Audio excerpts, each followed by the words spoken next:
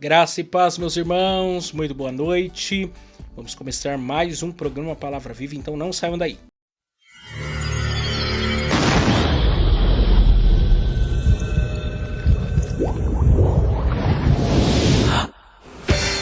Agora, pela rádio Paz do Vale 95.1, está no ar o programa Palavra Viva. Mas então vamos ouvir agora os nossos patrocinadores e logo em seguida eu quero meditar com vocês sobre o tema de hoje, a ira de Deus. A ira de Deus. Dando seguimento aqui à nossa série de exposições na carta do apóstolo Paulo aos Romanos, e hoje o assunto aqui tá quente. Então não saiam daí que nosso programa está realmente uma bênção.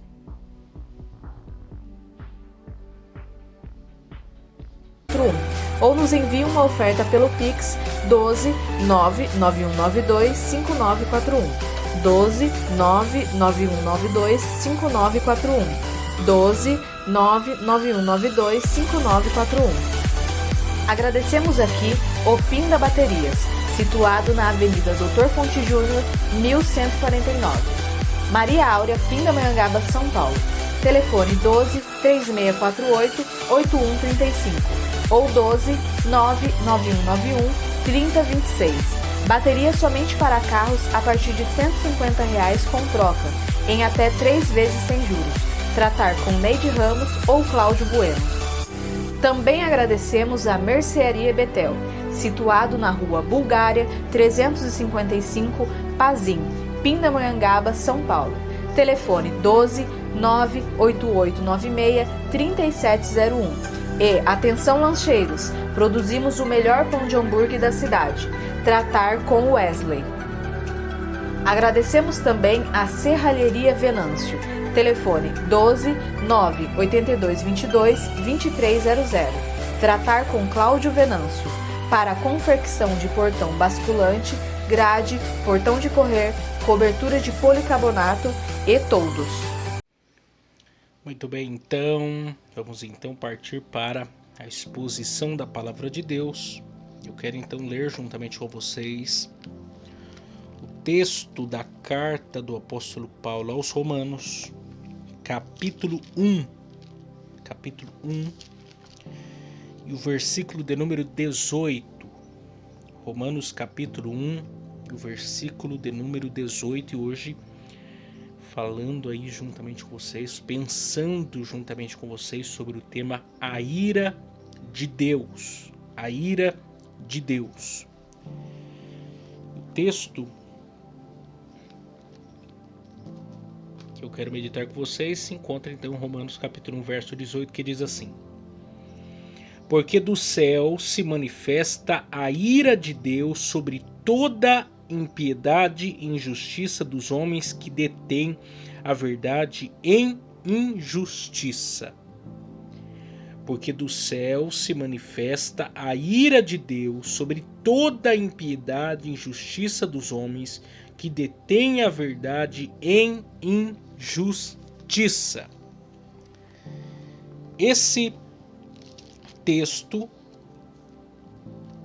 ele dá início a uma nova sessão aqui na nossa série de exposições na carta do apóstolo Paulo aos Romanos. Então vamos recapitular aqui algumas coisas. No capítulo 1, nós temos a primeira sessão que vai do capítulo 1, verso 1 a 7, em que nós temos a primeira parte da introdução do apóstolo Paulo aos crentes de Roma. Nós temos a segunda parte da introdução do apóstolo Paulo, que vai do capítulo 1, verso 8 a 15, que nós já também aqui meditamos. Nós temos o capítulo 1, verso 16 e 17, que representam o coração da epístola aos Romanos, o tema central que o apóstolo Paulo se propõe a falar nessa epístola, que é o tema da justificação pela fé. E a partir de agora, capítulo 1, verso 18 a 32, nós temos a quarta parte aí desse capítulo, em que ele vai agora tecer comentários em torno do tema central da sua carta, que está no capítulo 1, verso 16 e 17. Ele vai começar então aqui revelar para nós a situação dos homens, isso não apenas no contexto de Roma e não apenas do contexto dos homens de seus dias, mas de toda a humanidade em todos os tempos, em todas as eras. Falando do estado, da situação a qual o homem se encontra após a queda de Adão lá no Éden. E certo autor, ele, em seu livro, ele diz algo que poderia ser utilizado aqui para nós como uma síntese daquilo que Paulo irá desenvolver, irá tratar aqui nesses versículos. Esse autor diz assim: os pecadores trabalham duro pelos seus salários, e esses salários são ricamente merecidos. A Bíblia diz que o salário do pecado é a morte. Se nós pudéssemos resumir capítulo 1 de Romanos, verso 18 a 32, poderia ser resumido por essa sentença, em que diz que os pecadores trabalham duro pelos seus salários. E você sabe que a Bíblia diz que o salário do pecado é a morte. Esse conjunto de versículos tratam do que nós chamamos na teologia de depravação total, que diz respeito à condição do homem pós-queda de Adão. E os puritanos, homens piedosos, de alguns séculos atrás, eles diziam algo interessante para nós. Os puritanos ensinaram que a pregação fiel a respeito da depravação permite ao incrédulo ver o quanto o pecado é sério. O escravo em cadeias deve clamar ao Senhor por libertação da escravidão ao pecado e de seus resultados inevitáveis. Os pecadores carnalmente seguros e espiritualmente dormentes precisam ser despertados de sua complacência mortal. E muitas vezes Deus pode usar evidências e juízos para chamar a atenção dos pecadores nos lugares onde eles estão. Então nós temos aqui a citação de White, que fala sobre aquilo que os puritanos pensavam a respeito desse tema. Porque a verdade é que nesses últimos dias, muitos pregadores fogem desse tema. Os pregadores dos últimos dias falam de tudo, menos da depravação do homem, da condição, da realidade a qual o homem está inserida, ou está inserido. Querem evitar aquilo que é óbvio, aquilo que é noticiado nos principais telejornais do Brasil e do mundo. Porque o grande problema da humanidade é o pecado. A fonte de todo mal, a fonte de tudo que nós constantemente estamos observando, dia após dia, é o pecado. Guerras, rumores de guerra, pecado. Violência e mais violência, pecado. Traições, mentiras, pecado. Divórcios, segundo, terceiro, quarto, 10º casamento, pecado. Tantos e tantos problemas, violência contra a mulher, estupros, pedofilia. Tudo isso o quê? Pecado.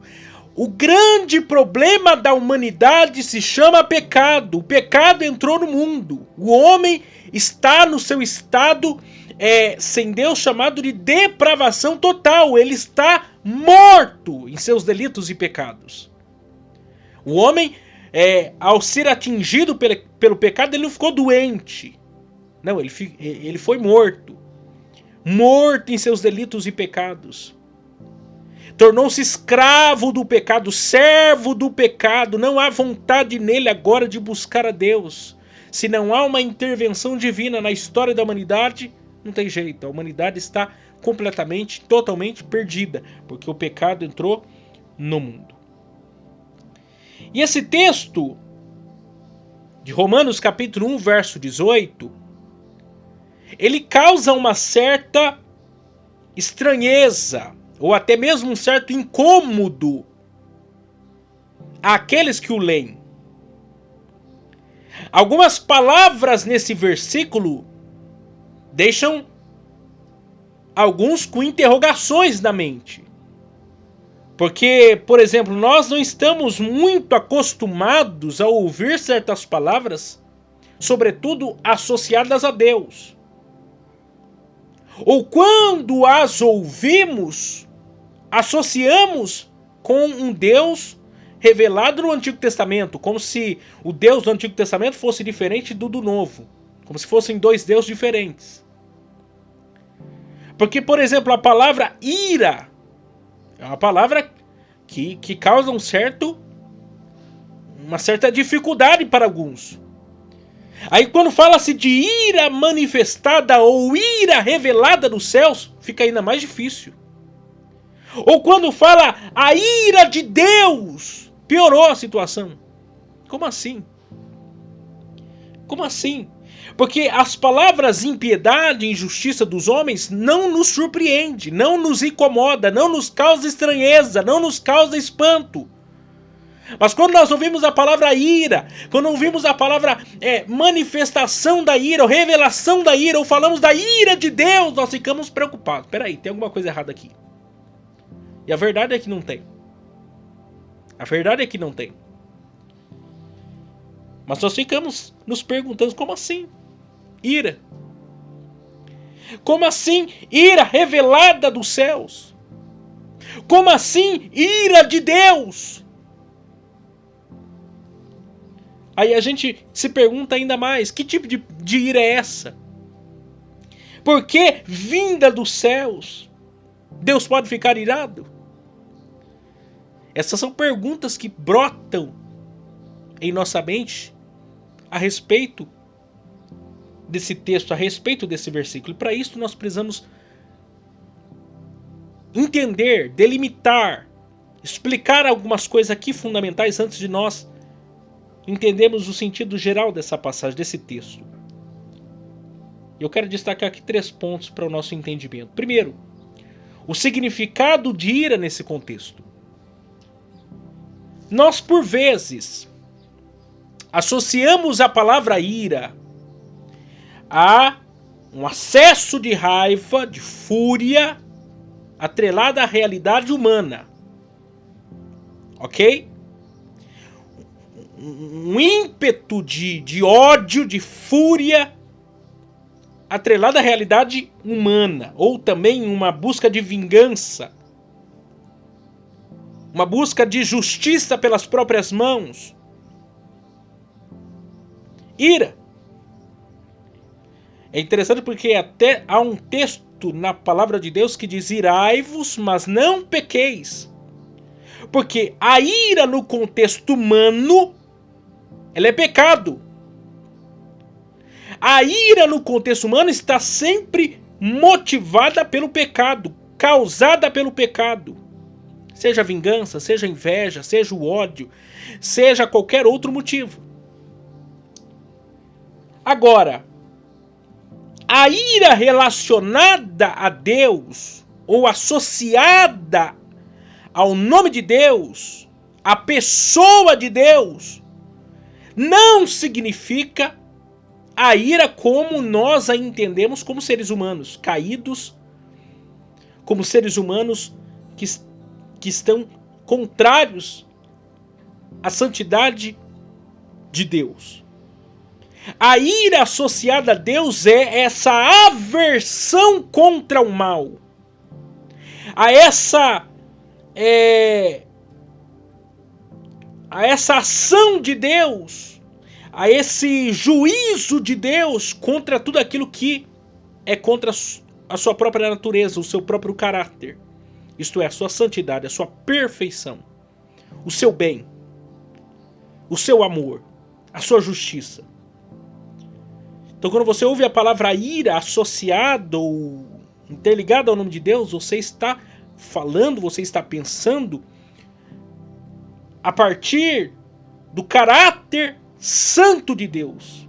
Esse caráter, esse atributo do caráter de Deus que revela a sua santidade. Ou seja, a ira em Deus não é como a ira humana. A ira humana é causada pelo pecado, a base é o pecado. A ira em Deus é motivada e causada por causa da sua santidade. É o inverso. Segundo, ira manifesta e em ação. Essa ira aqui mencionada não é passiva, ela é ativa. E não apenas ativa, mas contínua. Porque o texto aqui de Romanos, capítulo 1, verso 18, fala de uma ira contínua. Fala de algo que está acontecendo durante toda a história da humanidade pós-queda. E que se culminará na ira futura. O dia que Deus escolheu para julgar vivos e mortos. Que Deus escolheu para exterminar, para dar um fim em todo o mal. Nós estamos falando de uma ira contínua. Um Deus que está revelando a sua ira, que está revelando o seu juízo à humanidade em toda a sua história. Seja no passado, no presente ou no futuro. É nesse capítulo que você vai encontrar por 3 vezes Deus dizendo que entregou ou abandonou os homens seus pecados. Isso é ira de Deus. Isso é Deus julgando a humanidade ainda nesses dias. Não totalmente, mas parcialmente numa determinada medida. Deus já está trazendo juízo, já está trazendo e já está revelando a sua ira, a sua justiça diante a impiedade e injustiça. Terceiro, a ira divina. E a ira de Deus revela um Deus irado. E nós estamos tão acostumados em ouvir falar que Deus é amor. Mas o fato de Deus ser amor, e eu prego isso constantemente aqui, falo, reitero vezes por outra aqui, juntamente com vocês, falando que a essência de Deus é o amor, mas isso não muda o fato, ou não tira o fato que esse Deus também é irado, ou que esse Deus se ira, que esse Deus tem aversão a tudo aquilo que vai de encontro à sua santidade, à sua perfeição. Porque a verdade é que aqui nós temos um perfeito paralelo entre o que o apóstolo Paulo escreveu no capítulo 1, verso 16 e 17, quando ele apresenta o tema da justificação pela fé, em que ele fala da justiça de Deus, em que ele fala de um Deus que revela, que mostra a sua justiça na pessoa de Cristo para a salvação. E a partir do capítulo 1, verso 18, ele mostra agora a ira de Deus. E aí nós vemos os dois lados do evangelho. O evangelho ele é salvação para os que creem, mas o evangelho é condenação para os que não creem. De modo que o texto de Marcos, nas palavras do próprio Jesus, diz: todo aquele que crer e for batizado será salvo, mas aquele que não crê já está condenado. Não é que vai ser condenado, ele já está, por não crer, ele já está debaixo da ira de Deus. Por isso que nós precisamos entender que o Evangelho é essa mensagem de oferta, de amor, de graça de Deus pela pessoa e por meio da pessoa de Cristo. Mas se não houver conversão, se não se crê em Jesus para a salvação, se não crê nele para a remissão dos nossos pecados, é condenação, é juízo, é ira de Deus. E não é ira de Deus lá no fim dos tempos apenas, é agora, é já. Porque o homem que não tem um relacionamento com Deus, ele está debaixo da ira de Deus. Ele é inimigo de Deus. Ele está em oposição a Deus. E esse é o maior juízo que pode haver para o ser humano. Ele ser privado da presença doce, graciosa, misericordiosa, bondosa de Deus. Porque se nós não entendermos, isso fica complicado. A questão, no entanto, aqui para nós é: por que Deus está irado? Deus está irado porque o pecado entrou no mundo. E a impiedade, diz Hernandes Dias Lopes, é rebelião contra Deus. Perversão é rebelião contra o próximo. Impiedade é quebra da primeira tábua da lei. Perversão é a quebra da segunda tábua da lei. Então, não se trata da impiedade e injustiça por inocência. Pois diz ainda o texto que eles reprimem a verdade pela injustiça, ou seja, sabem o que é o pecado e mesmo assim insistem em praticá-lo. Isso aqui é importante para você entender. A santidade é um daqueles atributos comunicáveis de Deus para com os homens. Ou seja, esse senso de religiosidade está no coração do homem. Como esse entendimento moral de certo, de errado, de bem, de mal, está entranhado na natureza humana, na consciência humana. Há um tribunal na nossa mente. Há um tribunal na nossa mente. Mas o texto diz que a ira de Deus, porque do céu se manifesta a ira de Deus sobre toda a impiedade, ou seja, a essa vida contrária à vontade de Deus, e essa vida contrária ao relacionamento com os próximos, quer dizer, é a quebra da primeira tábua da aliança e a quebra da segunda tábua da aliança. E tem mais.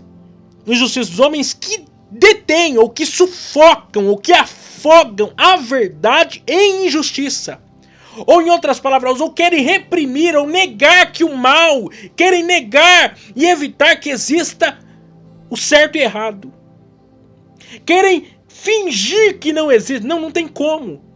Seja aqui no país e no mundo a qual nós pertencemos, num contexto de mundo ocidental, em que o cristianismo é a principal religião, ou seja, no mundo oriental, onde o cristianismo não é a principal religião, ou em qualquer aldeia, ou em qualquer lugar no meio do mato, qualquer cultura, o senso de bem e de mal está entranhado na alma do ser humano. Não tem como ele reprimir, ele pode até querer negar esse fato, mas não tem como, porque esse senso de religiosidade e moralidade vem de Deus. Deus implantou isso nos seres humanos. Não tem como você lutar contra isso. E aí, o texto está dizendo que a ira de Deus vai vir sobre esses que querem o quê? Fingir que não está nada acontecendo, que está tudo bem. Não, que tem pecado nada. Que pecado? Não, a ira de Deus é sobre todo. Ninguém é inocente debaixo do céu. Ninguém. Ninguém é inocente. Não existe homem inocente diante de Deus. Todos pecaram e destituídos estão da glória de Deus. Se não houver conversão, estão debaixo da ira. Às vezes a gente acha isso um assunto meio sem importância, mas entenda aqui algo que eu tenho para lhe dizer. Deus descarregou a sua ira sobre a vida de Jesus, sobre a pessoa do seu filho, para que eu e você fôssemos salvos. Jesus provou da ira de Deus. Isaías 53, verso 10 diz que Deus agradou em moê-lo. Para quê? Para satisfazer a sua justiça. Porque Deus não deixou passar nenhum pecado meu e seu em branco. A ira de Deus caiu sobre Jesus para que nós fôssemos livres da ira futura. E se não houver conversão sobre a nossa vida, se não houver entrega total à pessoa de Jesus, nós iremos para o mesmo destino trágico da qual muitas pessoas irão. Por isso que eu digo para você ainda hoje é dia de arrependimento de pecado para você, mudança de vida, conversão. Essa é a palavra de Deus para nós no dia de hoje. O entendimento sobre a ira de Deus. E que você seja livre dessa ira ao entregar sua vida para Jesus como seu único e suficiente Salvador. Deus abençoe vocês e até amanhã, se Deus assim nos permitir.